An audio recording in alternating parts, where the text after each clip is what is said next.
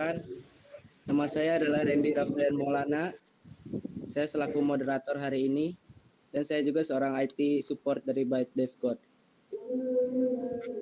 Selanjutnya kita akan memperkenalkan para narasumber kita pada hari ini. Yang pertama ada Mas Pramudio Novan. Silakan perkenalkan dirinya. Sorry, suaranya agak ngeratin lagi. Perkenalkan, nama saya Pramudia Novan. Saya dari tim IT Drops Linux. Kali ini pengembang sistem operasi Drops.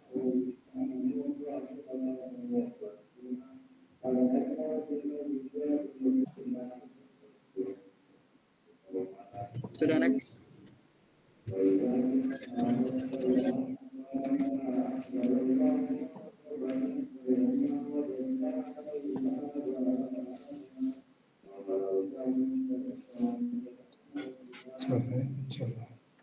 Devan Eka Perdana. Perkenalkan nama saya Devan Eka Perdana. Saya dari Byte Dev Code. Selanjutnya ada Mas Hidayat. Halo malam semua, nama saya Hidayat, Bug Hunter, freelancer. Salam kenal semua. Terima kasih Mas Hidayat. Yang terakhir ada Pak Gunawansyah. Dipersilakan untuk memperkenalkan diri. Halo, Assalamualaikum warahmatullahi wabarakatuh. Waalaikumsalam. Saya jelas ya? Iya, jelas Pak. Ya, jelas Pak. Oke, ya. Nama saya Gunawansyah. Saya pemerhati ya, internet lah, kurang lebih sama pengajar juga di salah satu kampus. Terima kasih. Apa? Ya, terima kasih Pak. Nah, itu adalah para narasumber kita pada hari ini. Hari ini kita akan membahas masalah tentang kesalahan dalam berinternet, yang dimana kita mungkin pernah melakukan kesalahan itu secara sengaja maupun tidak sengaja.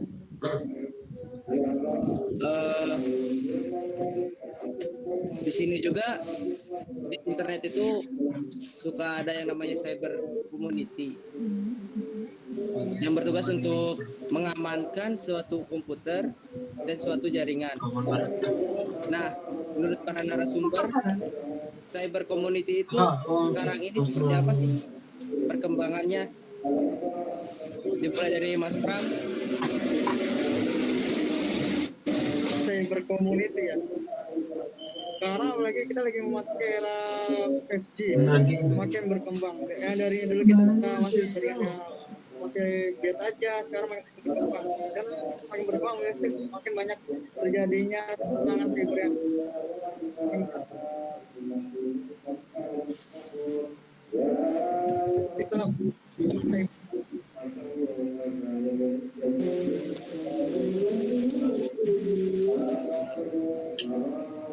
Halo, kata-kata.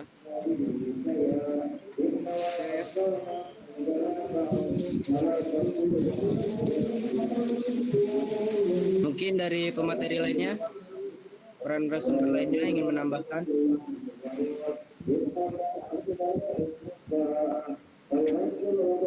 Oh ya, kalau ada yang mau nanya aja. Kita di sini cuma sharing-sharing santai aja. Suaranya nggak stabil ya.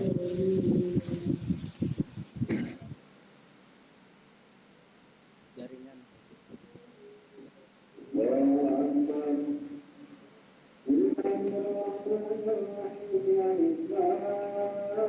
Menurut Bapak, cybercrime saat ini seperti apa? Untuk cybercrime atau cyber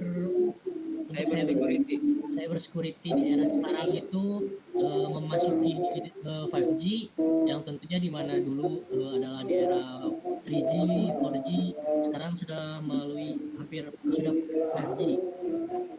Dan untuk sekarang seperti cyber security community itu sekarang sudah banyak di kalangan muda yang sudah paham akan dengan teknologi. Terima kasih. Mungkin dari Pak Gunawansyah ingin menambahkan. Oke, suara saya jelas ya? Tadi yang lain saya dengar putus-putus. Jelas Pak. Oke, kalau kita lihat perkembangan saat ini ya, tahun 2021, itu kalau kita baca info, pengguna internet di Indonesia itu cukup besar. Itu kurang lebih 202 juta jiwa. Sementara penduduk Indonesia itu sekitar 274 jutaan. Jadi kalau kita lihat dari jumlahnya, sangat besar sekali, hampir 73-74% penduduk Indonesia itu menggunakan internet. Kita bisa bayangkan ya, sebuah komunitas yang sangat besar pengguna. Tahun lalu itu peningkatannya hampir lebih 15,5% dari tahun lalu.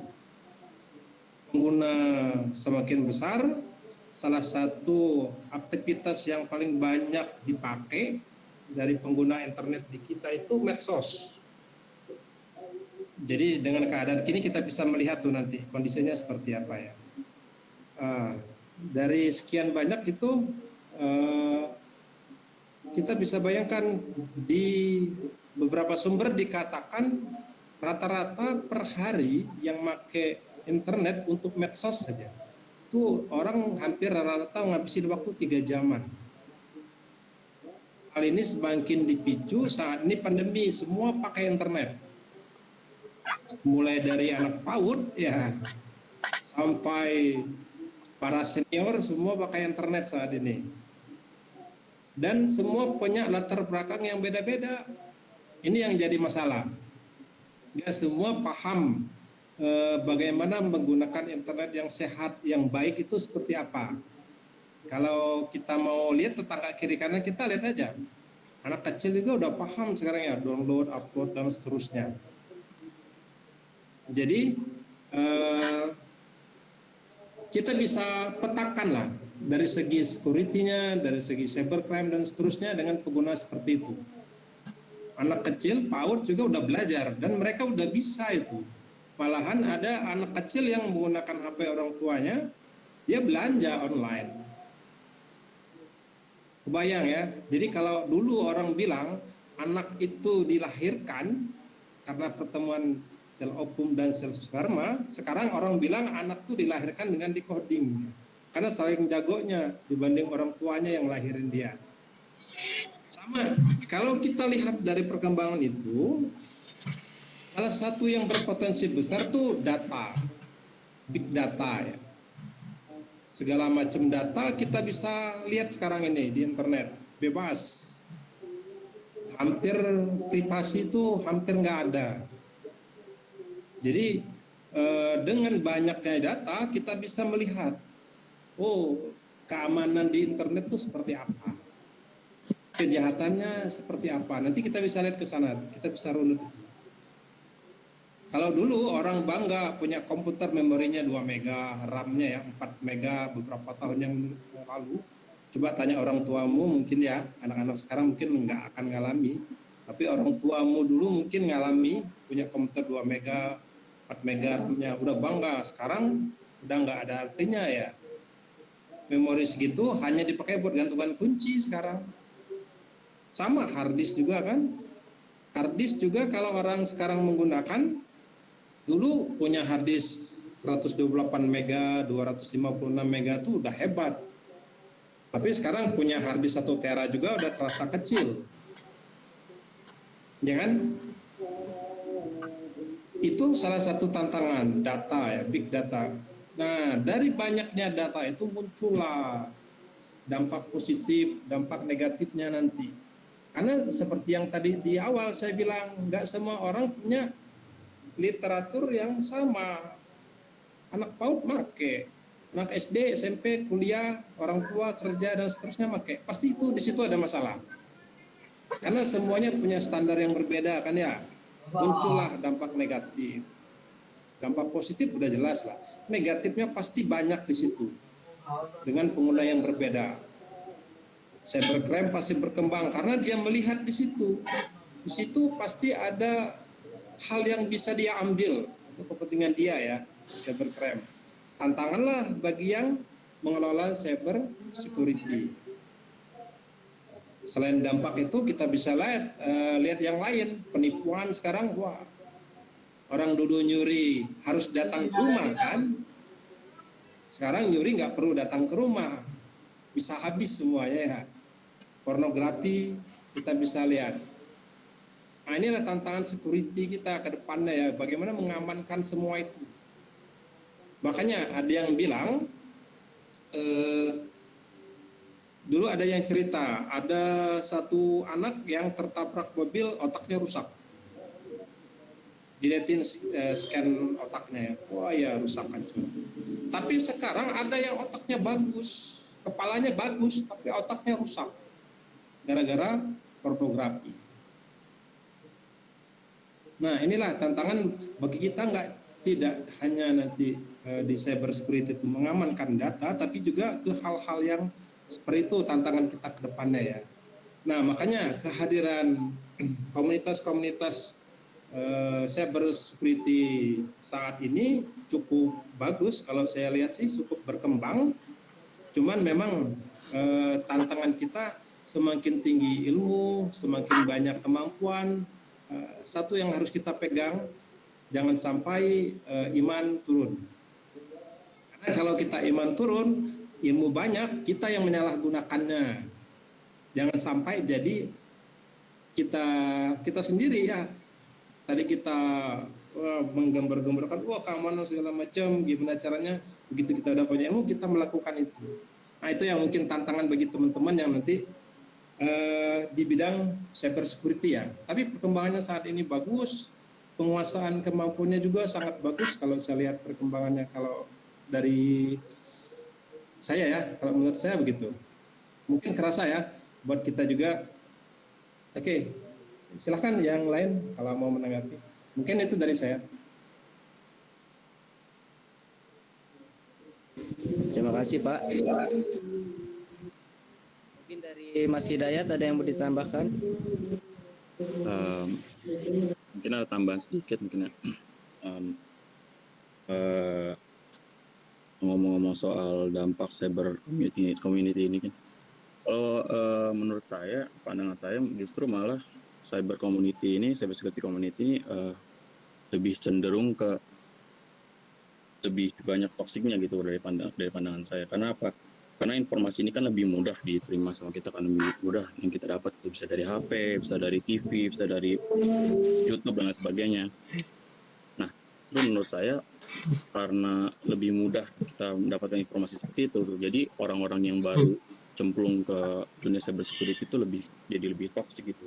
Maksudnya kayak pengen deh kayak si A gitu, bisa nge-hack A, bisa nge-hack B gitu. Cuman pas disuruh coba pelajarin fundamentalnya dari A dulu, B dulu. Nah, biasanya itu orang itu habis nanya gitu hilang udah gitu. Sekarang udah banyak yang seperti itu, mudah-mudahan seperti itu, karena dia udah banyak dapat informasi dengan mudah gitu.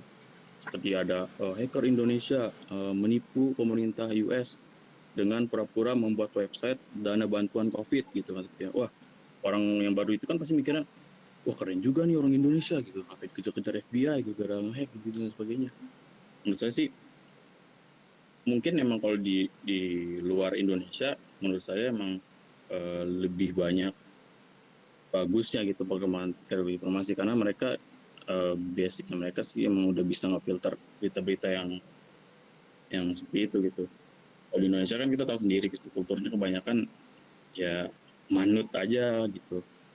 Mau dibilangin juga nggak mau nyari juga, males nyari juga gitu. Jadinya menurut saya justru menakutkan ya, apalagi kalau Kominfo itu benar-benar nggak memfilter sama sekali website-website yang berbahaya gitu. Saya juga kadang agak setuju sendiri sama orang-orang Kominfo gitu, bukannya Kominfo yang lebay gitu, kadang kitanya itu yang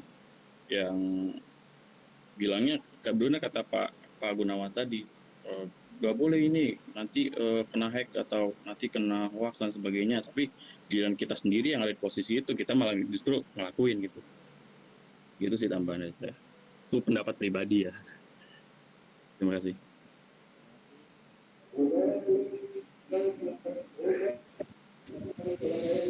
Apakah ada yang ingin bertanya? Tidak ada kayaknya. Kalau gitu saya juga pengen Oke, nanya. mungkin Saya juga pengen tambahan nanya, mungkin Pak. sedikit ya. Oh, ya, silakan. Ya, mungkin sepakat ya seperti yang disampaikan tadi. Memang kehadiran cyber security kayak gitu, komunitas-komunitas itu memang punya dua sisi ya. Dia bisa memang jadi pelindung lah istilahnya ya, dalam tanda kutip membantu, tapi di satu sisi juga bisa jadi masalah ya. Jangan-jangan mereka melakukan hal-hal yang memang harusnya nggak mereka lakukan kan, menyalahgunakan lah ya. Seperti yang dibilang kan, orang berilmu yang jahat itu jauh lebih berbahaya daripada orang bodoh yang jahat.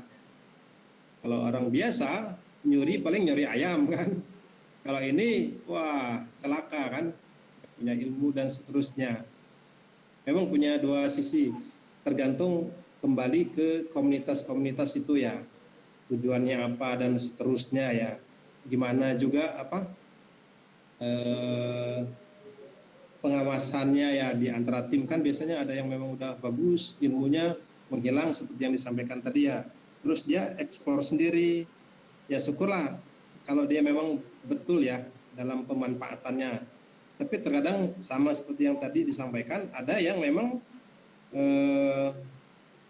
menyalahgunakan, jangankan yang udah jago ya, ada anak SMP lah dulu pernah bertanya ke saya, dia mau nanya, Pak, gimana sih cara nge-hack billing warnet katanya gitu ya. Biar nge-warnet 5 jam, cuman sejam itu ya bayarnya kayak gitu ya. Itu anak SMP loh, pernah bertanya seperti itu. Jadi memang mereka nyari tutorial itu di internet. Dan pernah ada yang bilang ke saya, Pak, saya tahu caranya dah kayak gini katanya. Wah, memang betul ya seperti yang tadi disampaikan. Itu perorangan, mereka bisa searching, apalagi dalam sebuah komunitas. Memang etik ya, kode etik itu memang perlu dijaga banget. Seperti yang saya sampaikan tadi, kalau kita nggak kuat iman, kita yang jadi pelakunya ya. Justru makanya seharusnya semakin tinggi ilmu kita, tingkat keimanan kita ya, karena itu rem ya. Menurut saya keimanan itu rem. Itu harus semakin bagus juga. Mungkin itu ya. Ya silahkan. Oke, terima kasih Pak Gunawansyah atas tambahannya.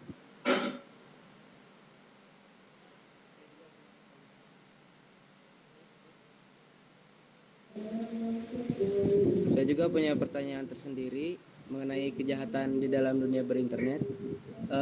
Bagaimana sih cara mereka melakukan kejahatan di dalam dunia internet? Seperti apa gitu? Apa yang data mereka yang dicuri atau apa yang mereka dapatkan? Tolong jawabannya pada Mas Pram. Mas Pram, halo? Nggak ada. Kalau gitu ke narasumber lain, Dava. Oh, ada. Mic-nya, Mas.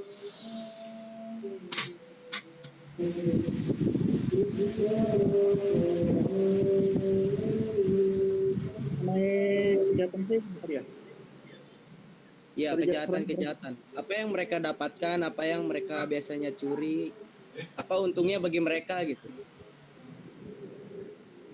Kejahatan cyber sendiri sekarang lagi meningkat, itu mereka mengincar data-data korban untuk dipergunakan lagi. Misalkan data KTP bisa kita jual kembali untuk jadikan ojol, ataupun kita juga mencari data kayak seperti kartu kredit dan sebagainya sih untuk keuntungan sendiri. Tapi tidak semua orang melakukan hack karena mereka ada keinginan, tapi ada itu ya contoh sendiri, mereka kan ada yang ketipu, juga ada yang kena masalah OTP WhatsApp atau Facebook yang kena masukin OTP WhatsApp ke orang yang tidak dikenal. Soalnya yang belum lama ini salah satu kepala MPR, badan milik negara MPR, Pak Darajat Agung, dia terkena penipuan di WhatsApp. Gara-gara proses juga. Singkat saja.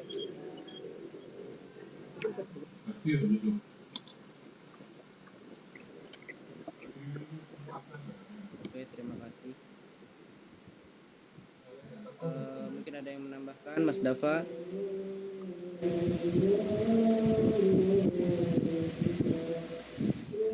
Mungkin untuk kejahatan itu untuk bisa kepentingan pribadi, mengambil data-data contohnya seperti kredit card atau KTP yang bisa digunakan seperti Mas Pram yang bilang pinjol atau untuk membeli barang yang dengan kartu kredit orang untuk kepentingan pribadi. Itu saja. Terima kasih. Ya. Lalu bagaimana cara mencegahnya? Untuk pertanyaan ini saya kasih kepada Pak Gunawansyah yang lebih tahu cara mencegah. Pak Gunawansyah. Ya, sebenarnya teknis, kalau dari segi teknis teman-teman yang di sana lebih paham ya. Memang betul, yang paling banyak dicuri yang saya amati juga ya saat ini tuh data memang. Karena data tuh bisa dijual. Seperti yang tadi misalkan buat kita email itu nggak ada gunanya gitu ya, alamat email. Tapi bagi sebagian orang ngumpulin alamat email itu bisa dijual, berharga banget. Saya pernah di sebuah situs melihat itu, kalau saya punya email misalkan sampai sekian banyak email, misalkan 1.000 atau 3.000 alamat email, itu bisa dijual dan lumayan harganya. Atau itu dipakai sendiri. Saya punya pengalaman, punya mahasiswa tingkat akhir, pada saat ngobrol-ngobrol, habis dia sidang, saya tanya, kamu beres kuliah rencana apa? Bisnis Pak. Oh, bisnis apa? Oh, ada cerita bisnisnya gini. Oh, terus kamu bisa punya email sebanyak itu dari mana? Karena saat mau bikin akun baru harus punya email ya. Sementara pelanggan dia ratusan orang per minggu, itu bisa ratusan kliennya, dan nggak mungkin dia bikin email sendiri. Ternyata phishing. Ya, bagi kita alamat email tuh nggak ada artinya, kasih aja. Tapi buat mereka yang punya, yang jeli ya, yang punya arah yang nggak baik kayak gitu, punya tujuan-tujuan tertentu, itu sangat berharga. Makanya buat teman-teman ya, hati-hati menggunakan internet. Yang paling banyak kejadian kalau saya lihat di pendidikan ya, di dunia pendidikan, di sekolah, di kampus kayak gitu ya, rata-rata biasanya banyak yang banyak kejadian yang saya amati, mereka menggunakan email atau menggunakan medsos dan yang lain-lainnya di komputer umum, di kampus atau di sekolah, kadang lupa logout. Itu paling banyak. Biasanya kalau begitu kelas pertama masuk, kelas pertama kan menggunakan internet, buka IG dan seterusnya sambilan gitu ya, sambil ngerjain apa sambil pakai komputer kampus nih atau komputer sekolah. Lupa logout, naik kelas berikutnya masuk, mereka keluar kan, wah udah, yang kelas berikutnya ngoprek, wah ada nih dikepoin segala macam ya. Makanya pastikan saat kita menggunakan komputer umum, jangan lupa logout. Ini yang paling penting. Saya banyak melihat, nggak cuman guru, nggak punya dosen juga pernah saya lihat kayak gitu, siswa apalagi ya. Kemudian banyak kita yang suka nyimpan password itu ya. Ini penyakit di kita sih. Kalau di password biasanya suka di save aja di browser kita kan ya, di komputer di save. Itu mayoritas. Riskan padahal. Apalagi kalau pakai komputer bersama gitu ya, komputernya dipakai bersama, udah kita simpan ya password di situ. Kalau pakai komputer pribadi sih masih aman ya, atau di HP pribadi mungkin masih aman. Tapi begitu pakai komputer umum, kita save password kita, udah wassalam, orang lain bisa pakai. Itu banyak. Kemudian yang paling sering juga saya amati, sebagian suka yang menggunakan hotspot di tempat umum, di publik, terus dia mengakses m-banking dan seterusnya, itu sangat riskan sekali. Karena kalau admin yang punya hotspotnya ya mau berbuat yang kurang baik itu sangat mudah. Dia bisa tahu user, password segala macamnya. Nah, hal-hal yang kecil seperti ini terkadang kita anggap itu biasa ya. Kita nggak suka merhatiin, padahal hal-hal yang kayak gitu tuh riskan.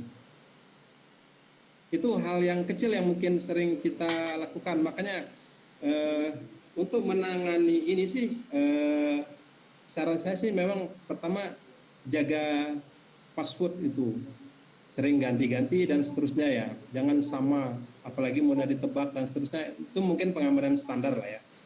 Kalau di masalah yang seperti ini, hati-hati nyimpan dokumen, jangan sampai dokumen yang penting disimpan di cloud ya, apalagi cloudnya di share kan suka kayak gitu kan, adalah beberapa. Kemudian yang suka saya lihat juga di HP, saya suka pakai HP, password segala macam nggak pernah logout ya, IG nggak pernah logout, Facebook, IG lah yang paling sering ya, atau kita ikut Gojek, Grab, apa gitu ya, nggak pernah di logout kan ya. Coba suatu saat HP-nya hilang, atau orang lain tahu password, atau di rumah kita ada orang lain yang tahu password, pakai, udah, habis ya. Data kita, itu yang berhubungan dengan passwordnya, apalagi data-data yang pribadi. Terutama saat ini yang paling banyak tuh phishing. Kalau saran saya sih hati-hati phishing. Ada dulu yang cerita ke saya, hari ini dia cerita, dia punya game online. Karena pengen naik level, dia nyuruh orang lain main. Dibayar sama dia. Hampir 1,5 juta lebih. Pada saat udah dibalikin lagi akunnya ke dia, seminggu kemudian akun itu dicuri orang. Gara-gara korban phishing. Nah, itu kan hati-hati. Pernah mungkin kita browsing, pada saat browsing muncul pop-up ya. Selamat Anda dapat Samsung. Pernah ngalamin ya? Dapat iPhone dan seterusnya. Wah, yang nggak paham pasti langsung diisi itu surveinya. Kadang suka minta nomor telepon ya, atau nomor WA, mungkin atau email yang kayak gitu. Padahal tujuannya hanya fisik. Yakinlah, pasti itu nggak akan dikirim ke rumah kita. Coba aja kalau nggak percaya. Dia hanya pengen data kita aja. Jadi hati-hati untuk hal-hal yang seperti itu ya. Mungkin dari segi pengamanan ya, hati-hati phishing, browsing dan seterusnya itu. Itu mungkin beberapa ya. Mungkin teman-teman lain silahkan yang mau menambahkan.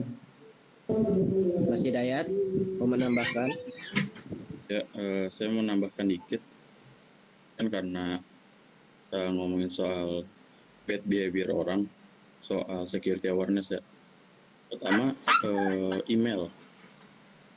Banyak orang-orang kantor, karyawan kantor itu menggunakan email kantor itu pakai untuk penggunaan pribadi gitu. Soalnya pernah sempat saya ada disuruh nyari data orang lah, suruh doxing data orang. Padahal saya cuman nyari nama, terus nama kantor gitu. Ternyata keluarlah dia di Google. Kalau di Google itu ternyata dia ada di list website data breaching. Ironisnya, sedihnya itu, emailnya itu ternyata email kantor. Dan ada tertera passwordnya juga di sebelah. Ini saya buat report untuk report ke sana. Itu pertama, jangan pakai email kantor buat penggunaan sehari-hari.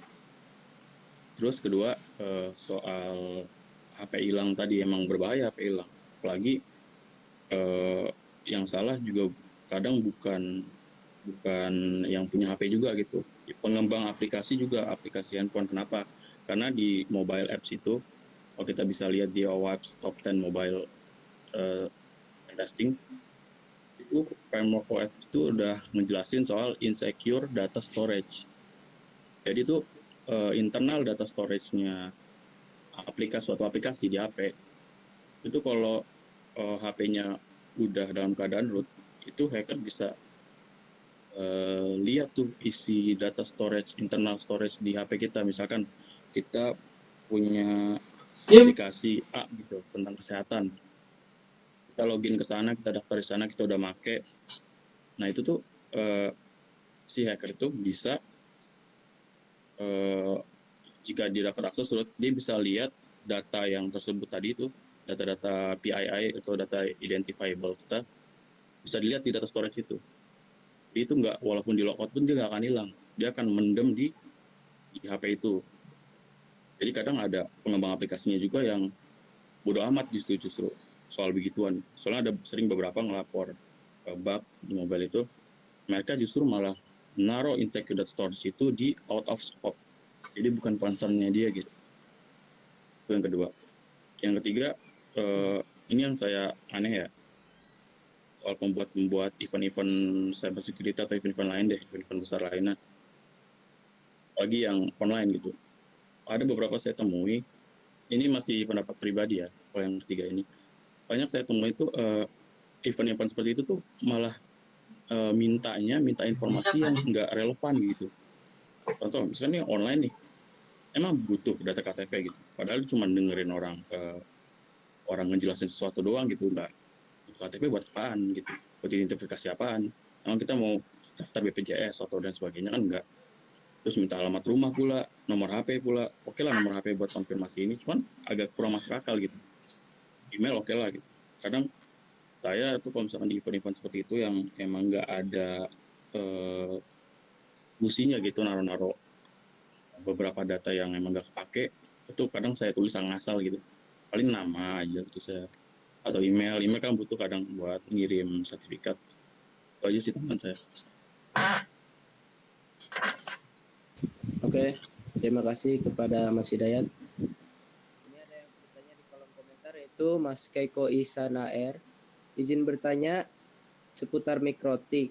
Kalau kita memasang VPN ISP dan juga VPN remote mikrotik, intinya kalau kita pakai VPN dapat berbahaya tidak bagi keamanan dan sebuah jaringan. Mungkin yang lebih tahu bug hunter Mas Hidayat. Kayaknya ini ranah orang IT security deh. Bukan ranah saya. Berarti Dava. Ya, Pertanyaan dari Keiko Isan. memasang untuk memasang VPN di mikrotik mungkin tidak berbahaya kecuali kalau VPN itu yang menggunakan yang gratisan. Itu saja. Kalau yang berbahaya itu mungkin yang menggunakan yang gratisan. Itu saja. Mungkin yang lain ada yang ingin menambahkan, Mas Pram? Diam aja nih Mas Pram dari tadi. Mungkin skip udah.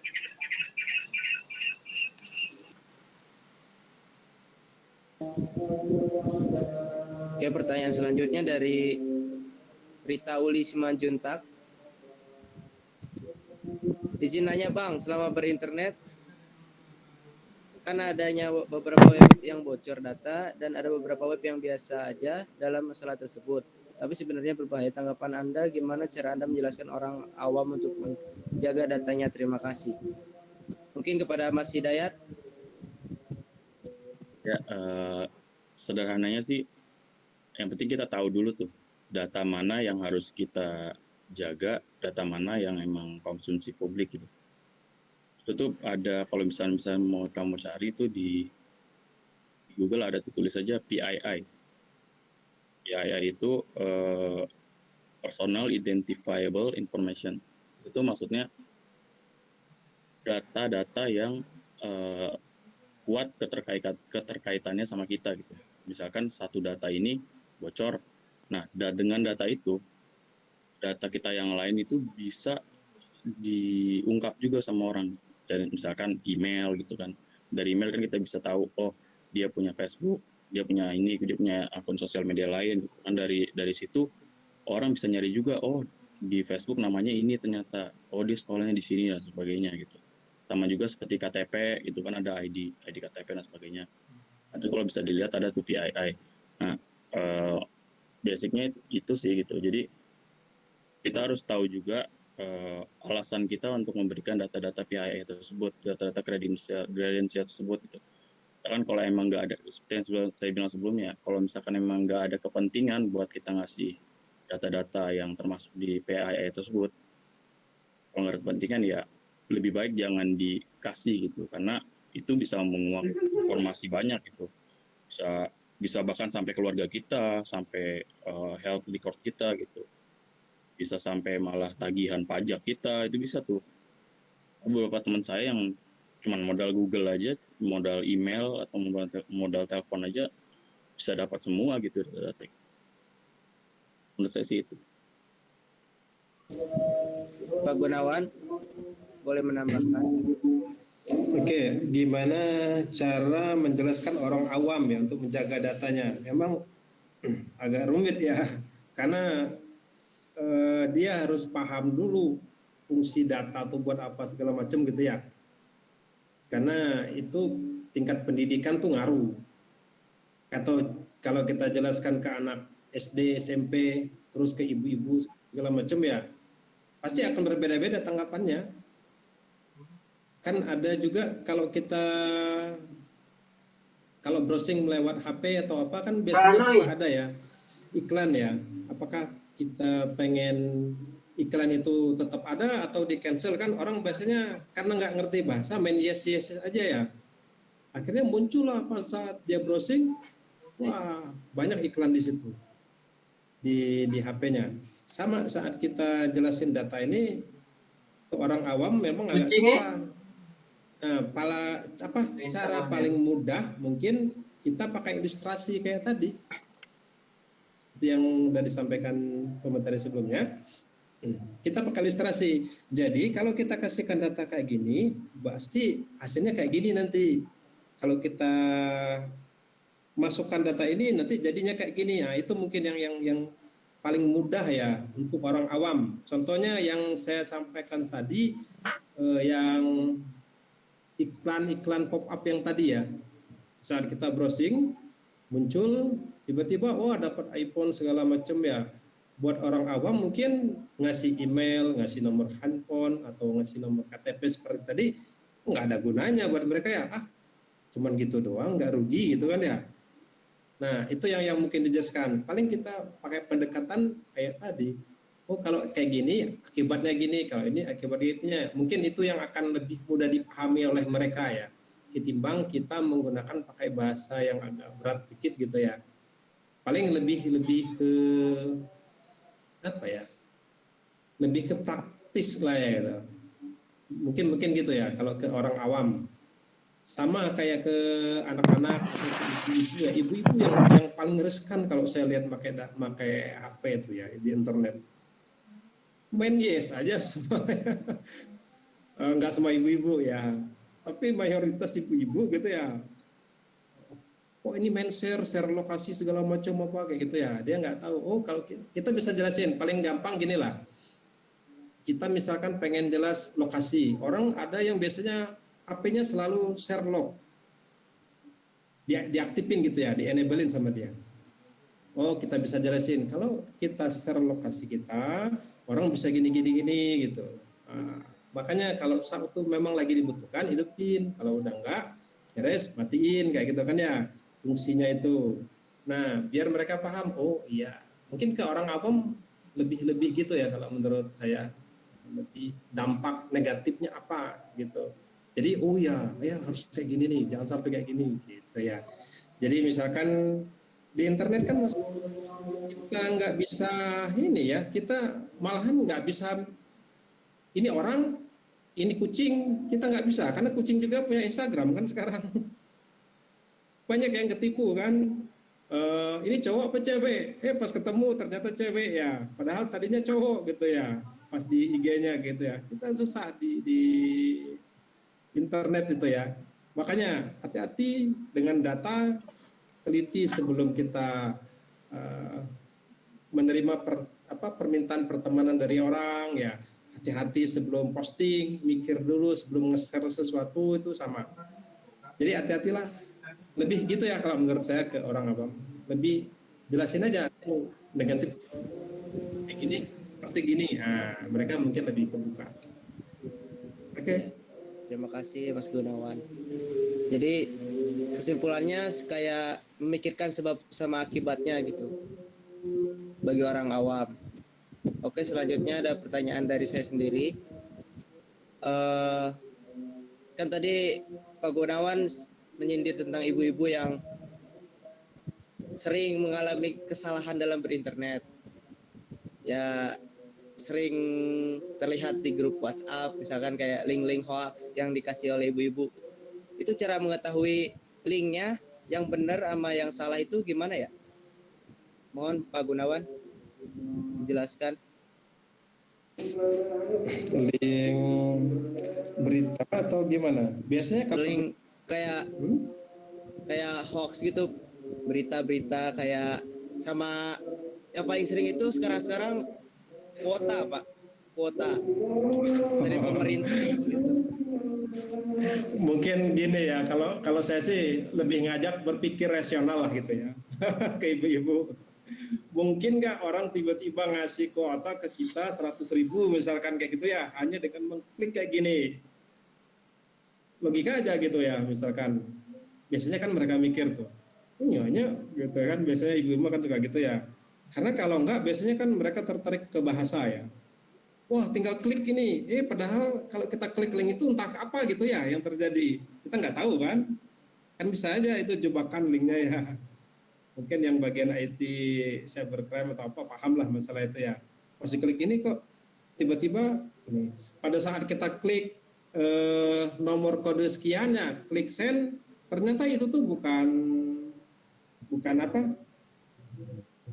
nambah ini, malahan ngurangin kuota kita nanti, ngurangin pulsa. Kan ada yang registrasi apa gitu ya, tiba-tiba kok kuota cepat habis. Ternyata itu tuh kita daftar apa gitu ya, pesan apa atau apa, berita apa gitu.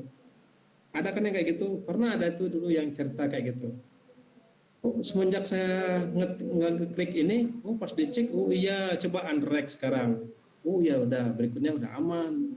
Nah banyak yang tergoda kayak gitu. Jadi kalau ke ibu-ibu, saran saya sih kita ajak berpikir realistis lah gitu ya. Mungkin nggak kayak gitu. Terus kayak tadi, kok tiba-tiba orang ngasih iPhone kita cuma kayak gini, mungkin nggak, logis nggak kayak gitu ya. Nah, mungkin pakai pendekatan kayak gitu ya. Jadi mereka juga mikir kalau mau ngeklik link, paling cepet itu biasanya di grup WA. Nggak mikir, nggak apa, share aja ke orang lain gitu kan. Jangan-jangan nggak cuma ibu-ibu ya. Mahasiswa, anak-anak juga kan gitu. Wah ini pulsa gratis dari pemerintah. Pas di kliknya kok blogspot belakangnya kayak gitu kan ya. Atau dapat hadiah segala macam kayak gitu kan ya. Tapi sekarang hadiah-hadiah gitu ibu udah paham tuh. Ini pasti nipu nih. Kalau zaman dulu masih heboh cerita ibu-ibu. Wah dapat hadiah 100 juta ya. Masih heboh tuh cerita ke teman-temannya. Sekarang mah wah memang nipu, udah tahu ibu-ibu mah. Kayak gitu kan kita ajak berpikir realistik. Oh, udah. Lebih pendekatan kayak gitu ya.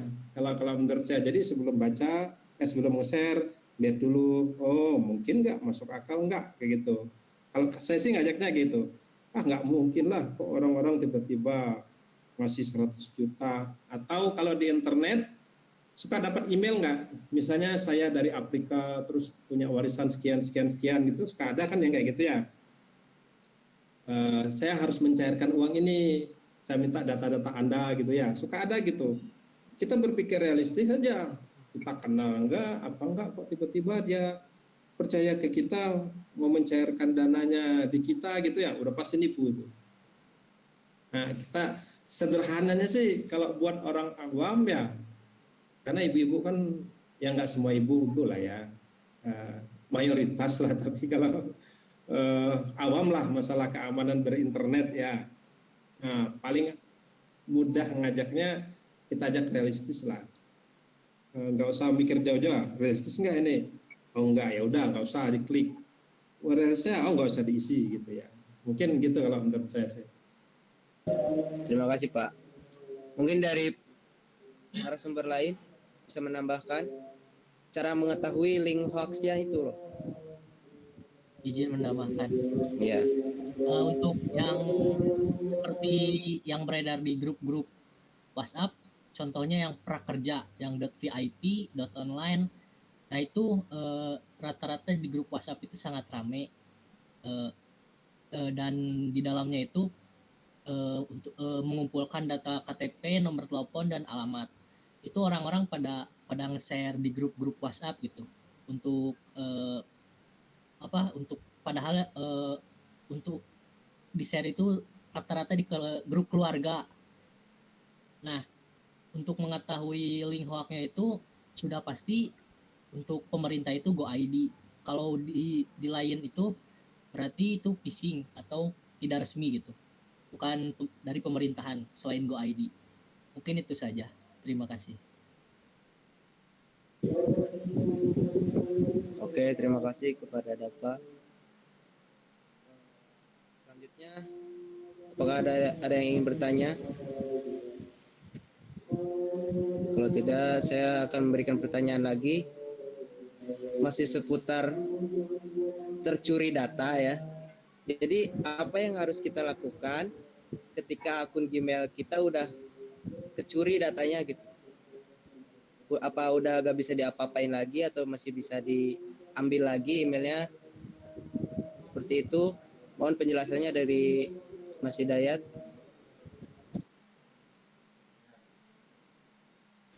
Mas Hidayat.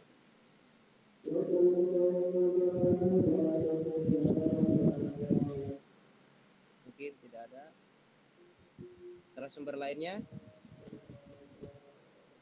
Mas Pram mungkin? Bisa diulangi? Bagaimana cara kita menanggulangi ketika email kita sudah terambil oleh orang lain atau data-data kita sudah dicuri oleh orang lain? Bagaimana langkah-langkah yang harus kita lakukan gitu? Apakah bisa kembali lagi atau tidak gitu? Kalau peluang untuk kembalinya email yang sudah di-read itu sih 50-50. Kalau kita masih mengingat beberapa data penting seperti tanggal lahir dan masa lama masih bisa kembali, tapi kalau kita udah lupa semuanya ya agak susah sih itu.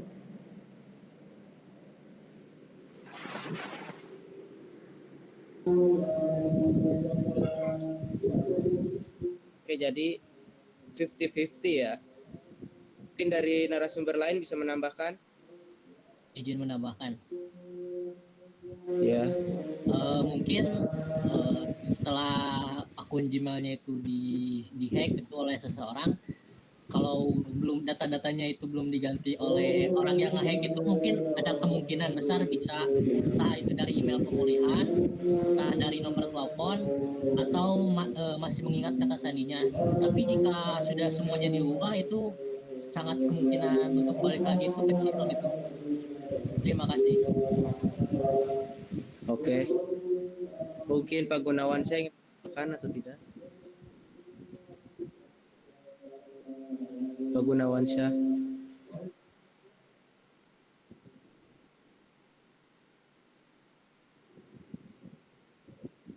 Mungkin kalau Pak Gunan tidak ada, mungkin saya bisa bertanya untuk para peserta. Ya, silakan. Menurut para peserta ini, kenapa angka kejahatan di Indonesia cukup tinggi? Memang apakah banyak orang awam di Indonesia atau ada kemauan dari si pelaku atau ada sangkut pautnya dari salah satu perusahaan yang menjual kembali data pelanggannya? apa? Mohon ulangi, tadi kurang jelas suara mic-nya. Kan angka kejahatan cybercrime di Indonesia cukup tinggi. Nah, apa sih penyebab kejahatan cybercrime di Indonesia cukup tinggi? Apakah karena banyak orang awam di Indonesia atau karena ada keinginan dari pelaku atau bahkan dari perusahaan yang kembali ingin menjual data pelanggannya? Mungkin ada yang ingin menjawab? Mungkin saya mau menjawab Ya, silakan. pertanyaan Bang Novan. ini sebenarnya berhubungan langsung sih sama pembahasan cyber security community sebelumnya gitu.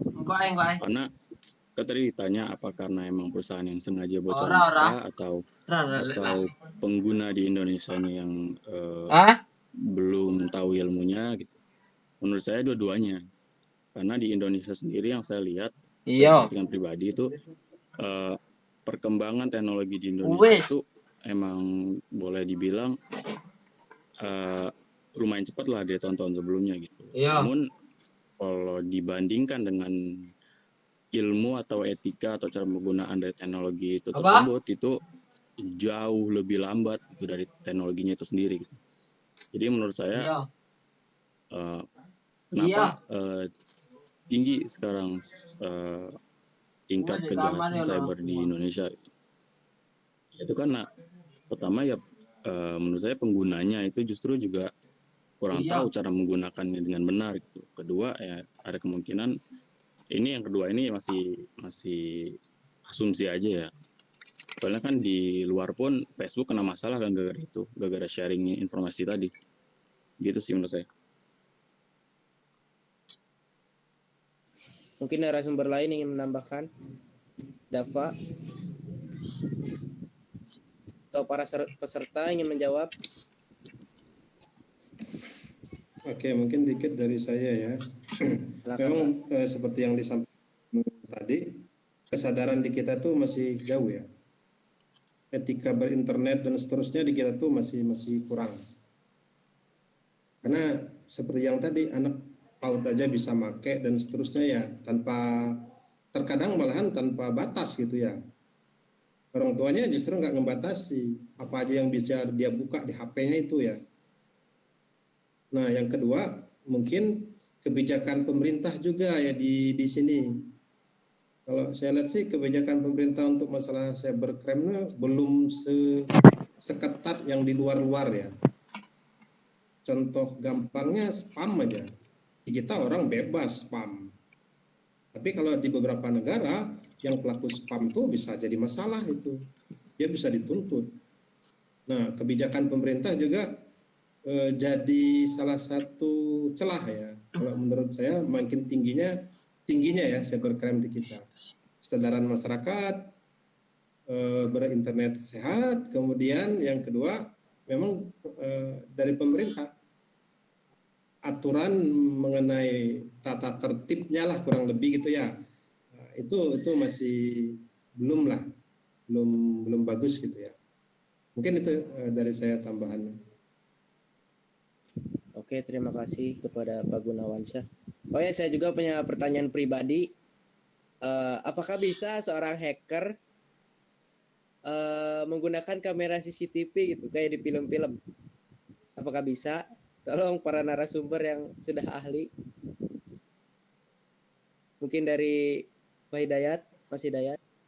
Ya, kalau dibilang CCTV ya, kemarin ada di share di Facebook, orang nge-share repo isinya IP sama port yang isinya tuh CCTV di Jakarta gitu. Jangan kan di Jakarta aja, nggak di Jakarta aja, di Depok, di Bandung dan sebagainya. Itu tuh CCTV publik emang kebuka aja gitu. Bahkan sampai hotel juga gitu kebuka, nggak ada autentikasi sama sekali gitu, nggak ada otorasi sama sekali. Ya jadi gitu, jangankan ke CCTV-nya ya, ke routernya aja untuk ganti default password ke custom password aja kadang pihak hotel, pihak toko dan lain sebagainya yang menggunakan fitur tersebut tuh kadang nggak aware soal begituan. Jadi kan dari sana bisa kita jumping ke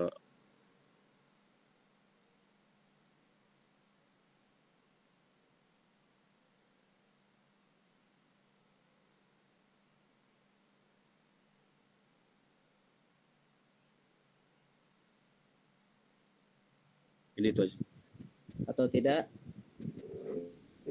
Kalau masalah CCTV itu sebenarnya dulu ada metode lama yang bisa mencari dengan pakai DOR gitu.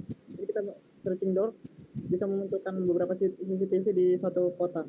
Karena saya juga pernah melakukan waktu itu tembus ke CCTV di seluruh Jabar sih, terutama Bandung. hanya iseng-iseng searching dolphin, dapat TV di Bandung. Jadi memungkinkan ya. Iya. Oke, terima kasih. Mungkin segitu saja hari ini.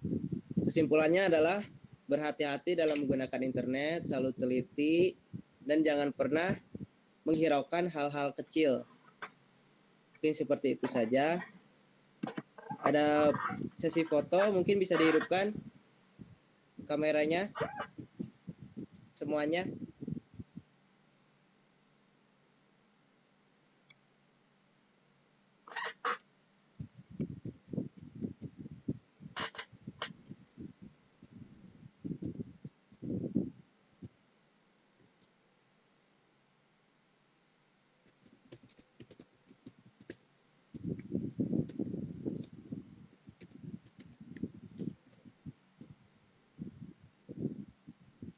Silakan Pak Ketua.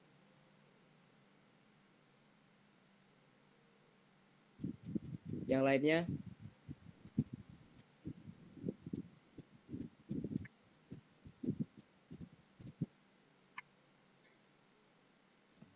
Sudah. Sudah semua.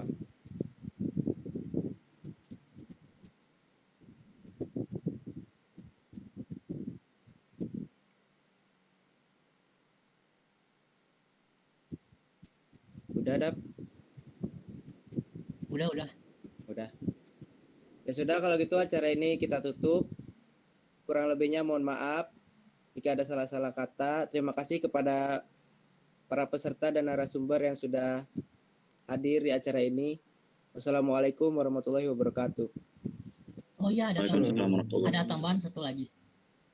Ya, Untuk nanti mungkin di akhir Mei, Byte Dev Code akan membuat media pembelajaran berupa website secara gratis gitu. Mungkin kalian bisa daftar nanti. Terima kasih. terima kasih semuanya. Ya, terima kasih semuanya. Terima kasih Pak Gunawan. Iya, sama-sama.